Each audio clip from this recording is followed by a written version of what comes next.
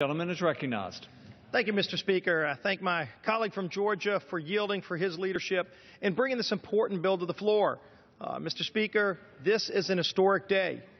This is the first time that the House of Representatives has had a vote to override President Obama's veto.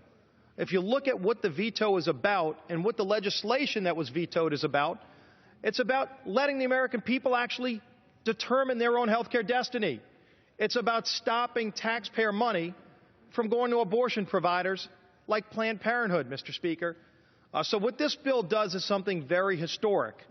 By gutting Obamacare, returning that power back to families.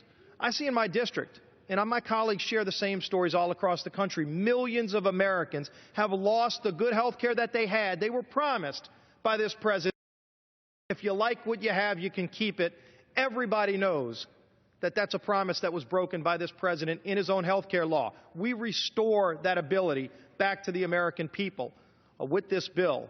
With this bill, we also say that abortion providers like Planned Parenthood should not be able to get taxpayer money. We completely defund Planned Parenthood in this bill.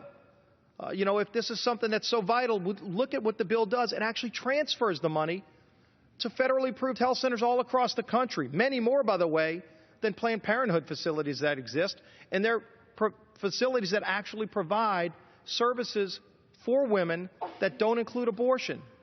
So if you look at what this bill is doing, it shows very clear to the country what's at stake this November.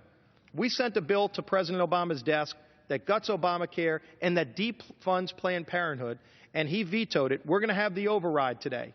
If it's not successful in the vote today with a two-thirds vote, it makes clear what's at stake this November. Just by changing presidents, by having a president who shares our values, Mr. Speaker, who wants to gut this law that's failing Americans, who wants to defund Planned Parenthood, by having a president with those values, we can accomplish those important objectives. I urge everyone to vote yes, and I yield back the balance of my time.